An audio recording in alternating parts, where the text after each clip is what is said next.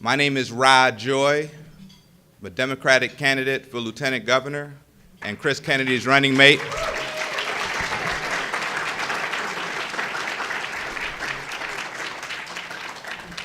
This campaign is a challenge and opportunity of a lifetime. 50 years ago, Chris Kennedy's father, Robert F. Kennedy,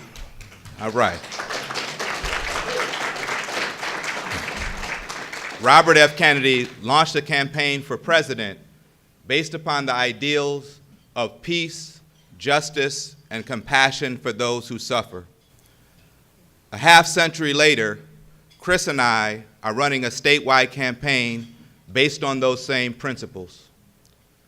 Over the last few weeks, we have quite literally crisscrossed the state, from Southern Illinois to Central Illinois to all across Chicagoland.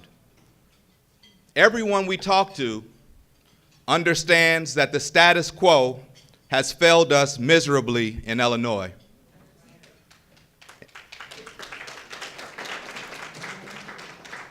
Instead of a government that serves all people, we have a system where a really small handful of political insiders wield disproportionate power. And this broken system has caused real pain for real people all across the state, from the boardroom to the classroom to the kitchen table.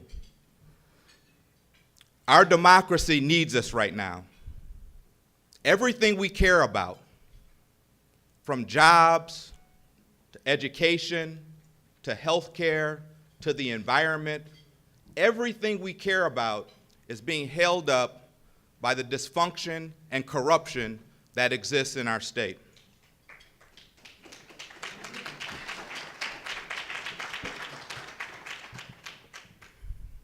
It does not have to be this way. This election presents a real opportunity for all of us together to fundamentally rethink, reform, and reimagine state government in Illinois. You see, for us, this is not just a political campaign to change our governor. This is a crusade to change the political culture that exists in this state. We're running to make our democracy more democratic. We're running to close the huge gaps that exist between the seriousness of the problems we face and the pettiness of our politics. We're running because we want the Democratic Party and the state of Illinois to stand for hope instead of despair and for real opportunity instead of inaction. In order to change politics as usual, there are a few things we must do.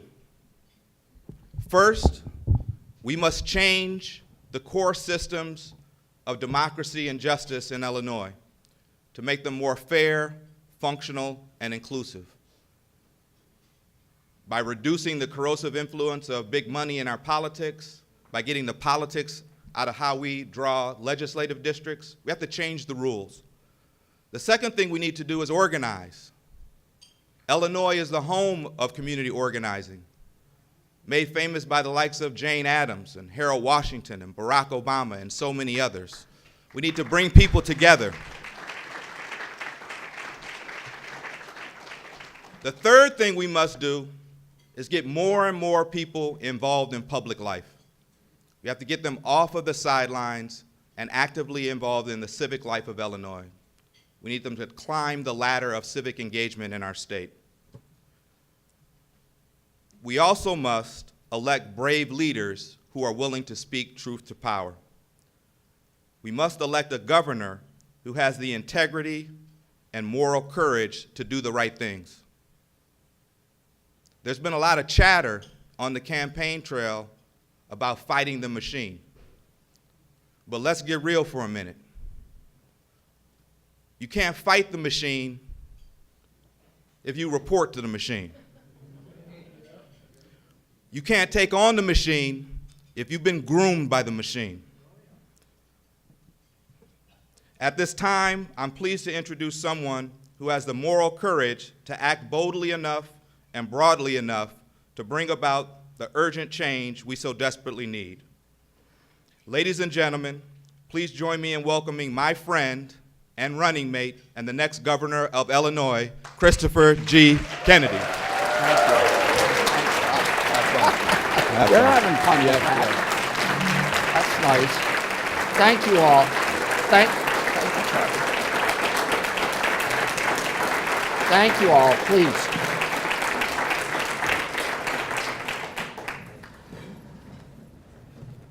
You know, every time I hear Ross speak, and particularly today, I have the same thought in my mind. How lucky I am that he's running for lieutenant governor. How lucky I am that he's not running for governor. But maybe one day, Ra. Let's hope so. Let's hope so. Well, thank you all for coming today. I'm going to try to continue our campaign series of policy speeches. The series is intended to cover a range of topics, each of which we'll do in a deep dive. And I hope that with all of your feedback, together we can develop plans and policies that will guide our state forward.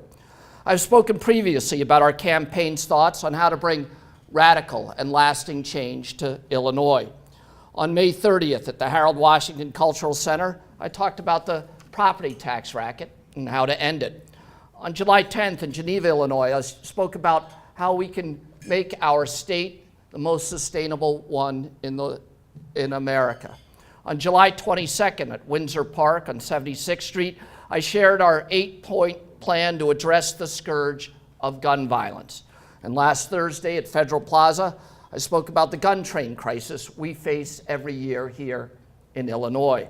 Today, Ron and I want to focus on talking about governmental reform. The challenge to the entire notion of democracy in our country is becoming more and more challenging. A small group of government suppliers, regulated industries, and billionaire families have combined to support candidates who in turn, as elected officials, give them government contracts, lower taxes, and looser regulations. It's crony capitalism on a massive scale beyond anything this country has ever experienced. In the last presidential primary season, 130 families gave more money to Republican candidates than the rest of the donors in all of the United States combined. A small group has realized that if they can control government, then they can reap massive financial benefits at the expense of everyone else. In its modern form, the strategy relies on campaign funding provided by these crony capitalists, which is used to recruit candidates, ensuring the candidates of their election victories despite the occasional lack of personal qualifications. In this arrangement, the candidates get a job as an elected official, and the crony capitalists, well, in return, they get contracts, tax breaks, and favorable regulations. The Koch brothers didn't support Governor Walker in Wisconsin because they believe in his vision of the Republican Party. They supported Walker because he, in turn, agreed to sell state-owned utilities to one of Koch Industries' corporate entities. They were in it for the money, not the mission. In the old days, the magnitude of these sorts of scandals were comprehensible.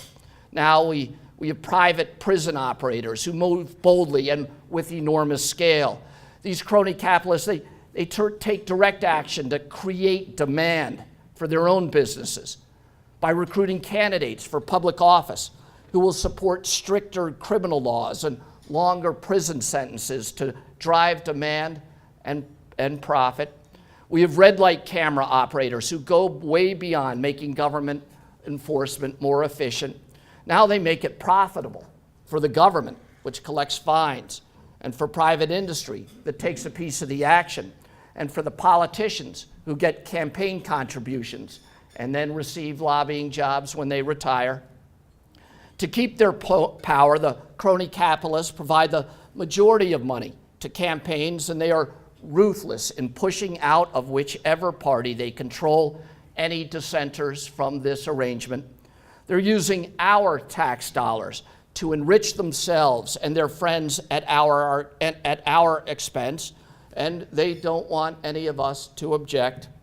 I'm not talking about using their control of government to get their friends a job at the State Highway Department. I'm talking about owning the highway department, selling off parts of government to their friends for gain and profit, privatizing our streets and bridges to be owned and managed by private equity and hedge funds whose executives pocket 20% of the upside. To do so, they have to wreck the greatest job creation machine in the history of the world, which is the American economy. The crony capitalists have defunded the engines of the American dream, like public education and universities and business incubators.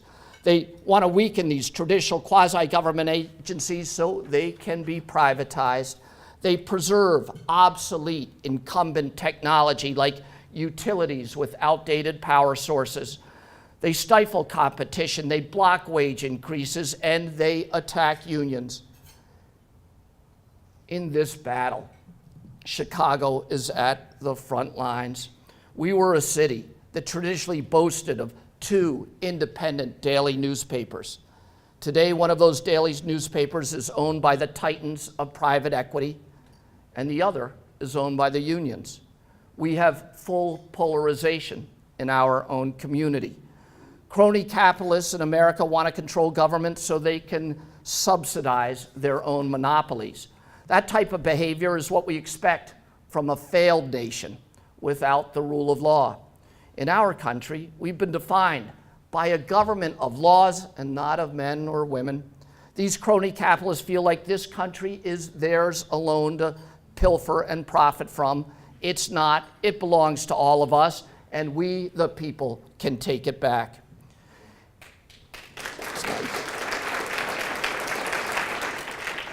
In Illinois, we have an example of crony capitalism in our Republican Party.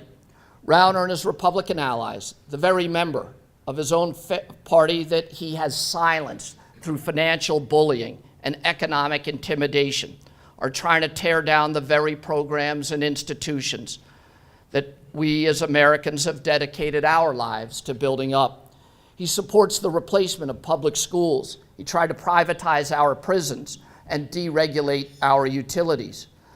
Stopping the crony capitalists is only part of our problem. We need to restore great leadership in the Democratic Party as well. Abandoning democracy is no way to fight these crony capitalists. Our democracy is threatened because the traditional balance of power between the two parties is now asymmetrical, because the Republican Party was the first to fall in the hands of these privateers, as Teddy Roosevelt might have called them, with millions of dollars flowing into the campaigns of Illinois Republicans from just 2 or 3 families, like the Rauners, Ken Griffin, and the Uihleins. The Democrats have become desperate. They now believe that to compete, Democrats must adopt the same behavior as those who have tried to oppress us. We are mimicking behavior that we should abhor. Just as debilitating behavior can be passed from one person to another, so too now we realize can self-destructive traits be passed from one party to another. We cannot let crony capitalism infiltrate our party and betray the democratic activists who have always made up the mosaic-like fabric of our party. History has taught us that you don't need to be loud to be heard, that you don't need to be powerful to stand up to government, that you don't need to be a lawyer to be an advocate, and you do not need to be a judge to know the difference between right and wrong. This morning, let's have a candid discussion about right and wrong. There are 12.8 million people in the state of Illinois. In theory, in an election, you need 50% plus 1 to win. But in the last Democratic gubernatorial primary, only 500,000 people voted. That means to have won that year, the victor only needed 250,000 votes. That's only 1 in 24 people in our state who voted in that primary, which means in that primary, all the victor needed was to persuade 1 in 50 to come out on election day and vote for him. Looking at it another way, only 4% of people in Illinois voted in the Democratic primary, and to be successful, the winner only needed 2% of the people in the state to win. That makes our government incredibly susceptible to a small number of people controlling the outcome of every election. we're putting our entire democracy at risk. We need to keep the promise of democracy where people choose their leaders, feel empowered by the process, and control the direction of the people's government. We must end the betrayal that's led to politicians choosing their voters and using their political power to control our governments for the benefit of friends, of donors, of suppliers, and utilities. We need to attack a conflicted political arrangement, a corrupt government, and the state government that causes the rest of the nation to wince every time they hear our name. It doesn't have to be this way. Today, I'd like to propose reforms in 5 different areas. The first is around voters and making it easier for them to determine the outcome of the elections. The second is party reforms, where we improve what's good and change what needs to be adjusted. The third is the support of direct democracy, which can be the antidote to stifling effects of incumbency. The fourth is campaign reform and campaign finance reform. And fifth, reforms to combat conflicts and corruption around elected officials. We need to empower voters.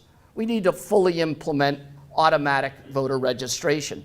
The truth is we passed AVR, thanks to Rod Joy and the team at Change and people like David Orr, who's here today. But the crony capitalists who control the government of the state is slow-walking the implementation. They're underfunding the needed improvements, failing to fully train employees, and not investing in the electronic architecture and digital infrastructure needed to automate the system. We're proud in our state to have same-day voter registration, but again, we need to support the infrastructure and provide appropriate staff levels to guarantee same-day voter registration at every voting site in every county across the state. In the last election, people often waited hours to register and vote, and then many people waited in line behind them just to vote. Early voter registration has been incredibly convenient to many of us in the state, but it is still a shock to show up at one of the early voting locations and find out that you're 50th in line. We need to increase staffing at early voter registration sites. Making it easier to vote and less time-consuming is critical. Voting is our duty as Americans. But just because voting is our duty doesn't mean it needs to be our burden. Another way to increase voter turnout and full participation is to move our primaries from one of the coldest one of the coldest months of the year to a more hospitable month like May or June. They do this in other states, but we don't do it here. It's the vestigial appendage of a bygone era with the political machine trying to limit voter participation for their own benefit. We can't let the tricks of the wigwam, as Chicago's Democratic machine was called, and which should have been eliminated decades ago, be turned into tools today of oppression for these crony capitalists. We want to abandon the current system where if we have a blizzard or even a mild snowstorm, the only people who show up to vote are the insiders, their families, and the pinstripe patronage crowd with government contracts bent on preserving the status quo. The state of Illinois should align the gubernatorial elections with the presidential election year cycle. This will boost turnout and increase participation. The elections of the state's other constitutional officers, the treasurer, the comptroller, the attorney general, and the secretary of state, should also be realigned as well. We should make the same realignment for municipal races and align them with midterm congressional elections rather than leave them as sort of orphan events in the middle of April when, frankly, very few people expect them. For example, in the April elections in Aurora this year, less than 5% of the total population of the district turned out to vote. Again, we put our democracy at risk when we enshrine the future of our state in the hands of so few voters. If Ra and I are elected, and we'd be happy to subject ourselves to the resulting shortened term, and some future administration is going to have to accept one way or the other with the goal of realigning the elections. Now let's turn to the party and party reforms. Our party and many of its incumbents have become stifling forces in our democracy. They used to be part of a representative democracy where people's ideas were shouldered by elected officials. Now the infrastructure of our party is being used not to help the voices of the people to be heard, but instead to deflect them and to silence them.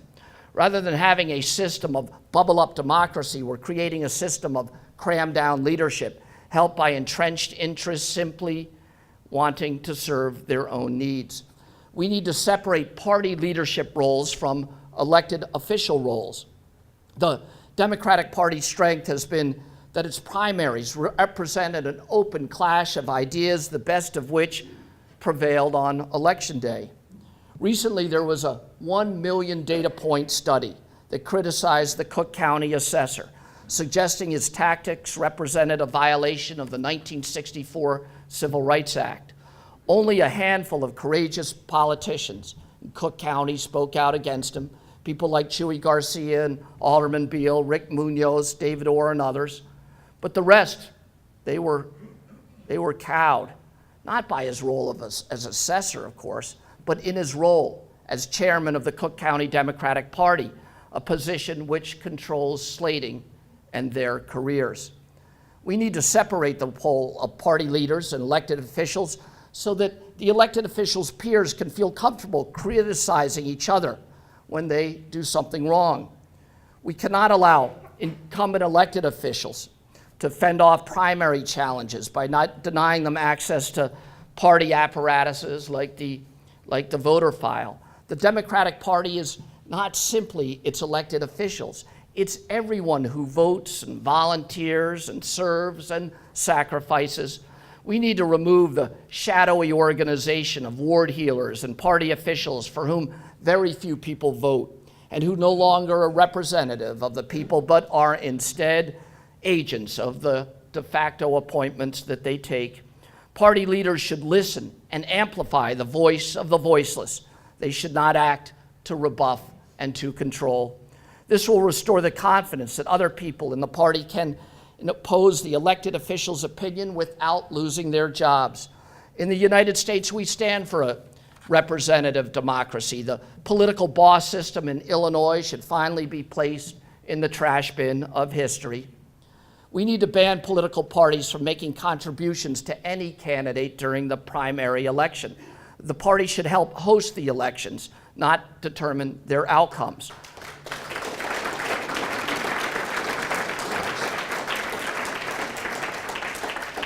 From our party, we want referees. We don't want match fixers.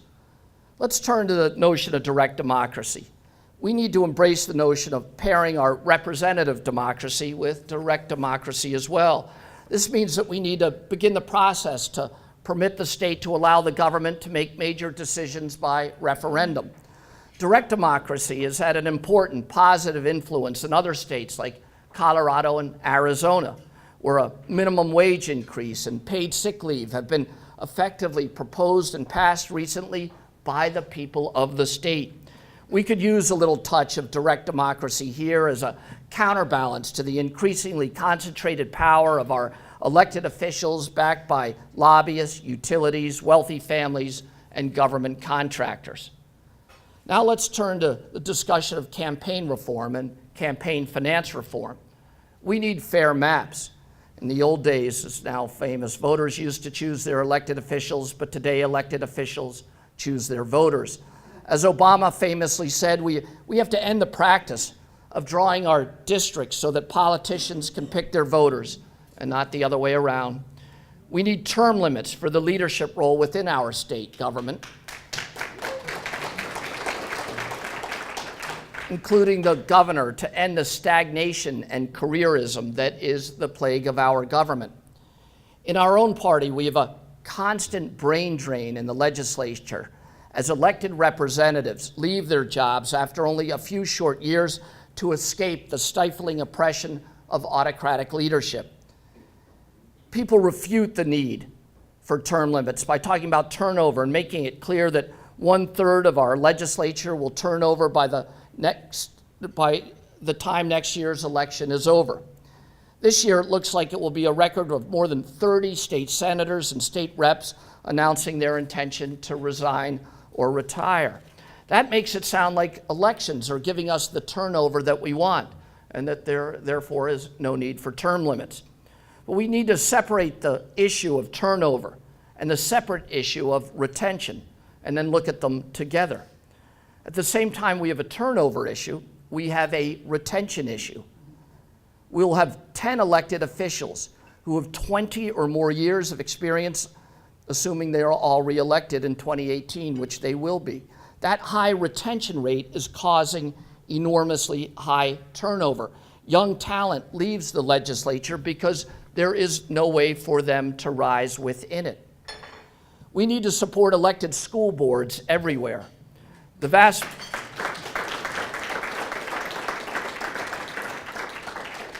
majority of our state already has elected school boards. The vast majority of the country's schools have elected school boards. And in 2015, Chicago overwhelmingly voted in support of an elected school board. This issue, it's now become the poster child of direct democracy, where the elected officials repeatedly ignore the will of the people. Our schools are not adequately funded because the funding mechanism is controlled by the mayor, who's concerned about his own reelection, making it impossible to properly balance the financial needs of the schools. To restore government integrity, we need to introduce real campaign finance reform, so we end the financial arms race in politics that allows only the super rich to effectively compete. We need to create a small dollar donor matching program in Illinois that allows campaigns to raise a majority of their funds from small in-district donors to compete with the campaigns financed by special interests, crony capitalists, the donors, and the supply chain. This is an area where Commissioner Garcia has been leading. He has filed an ordinance to establish a small donor contribution system for Cook County for all elected officials. The state needs the same leadership. The system needs significant leverage to work. A 6-to-1 match has worked well elsewhere. In New York City, it's helped free elected officials to bring grassroots candidates into politics, including a legal aid society lawyer, the director of the New York State Tenant Neighbors Coalition, and a New York Police Department detective, because these folks are not afraid of having to go up against institutional dollars anymore. We need to bar corporations with state contracts from making any political contributions to campaigns, political parties, or covering independent expenditures.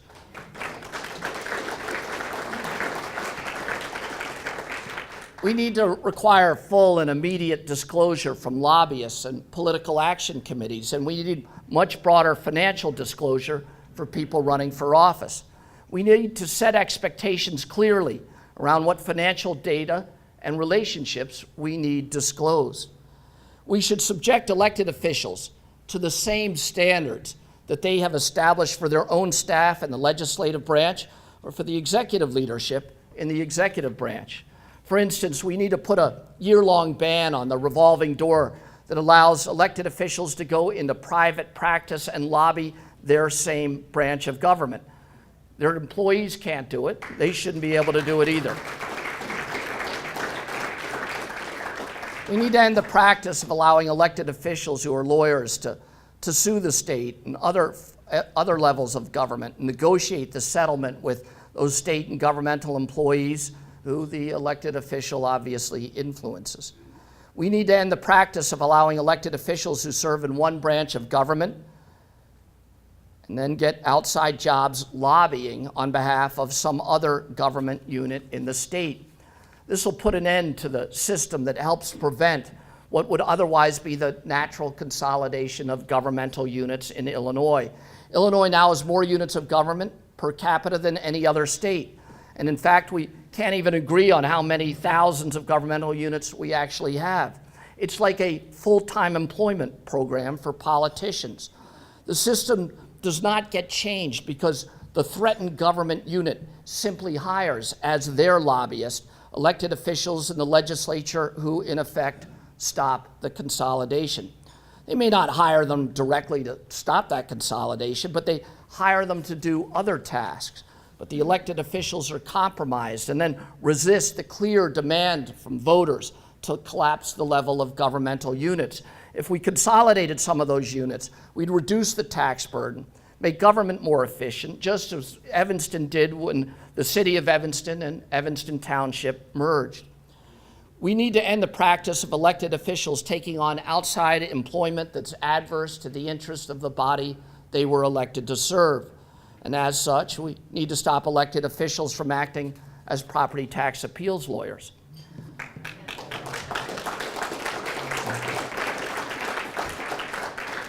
I think you all knew I was going to throw that in. We need to put a ban on property tax lawyers making contributions to local assessors or the assessor's political organization, or even to political parties that have a hand in slating these political candidates. My ally, again, Chuy Garcia, has taken the initiative to fight this conflict of interest by sponsoring an ordinance that bans contributions from property tax practitioners to persons who are candidate for assessor. We need to ban family members who act as lobbyists and agents before elected officials from their own family.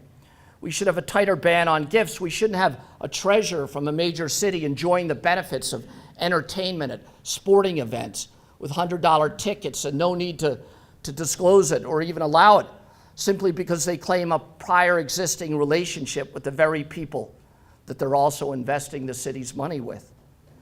The state ought to create an inspector general role that's responsible for ensuring that the legislature follows these rules. We need to stop the crony capitalists from using public policy for private gain. In our state, we need to restore politics as an honorable profession. No great change in American history has ever come without the people taking a stand.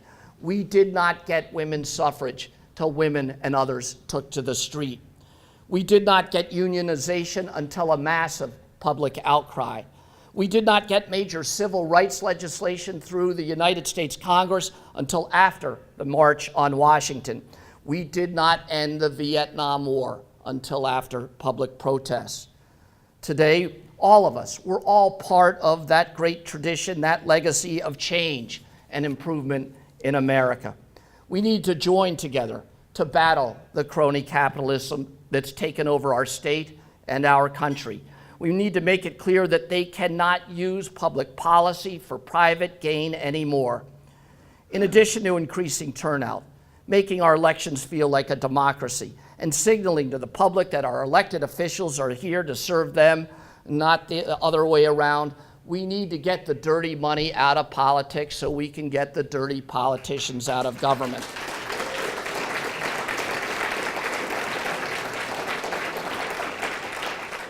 We do all of those things. We come together and fight the fight we need to fight. Well, we'll begin once more to elect servant leaders and not leaders of servants. Thank you all very much.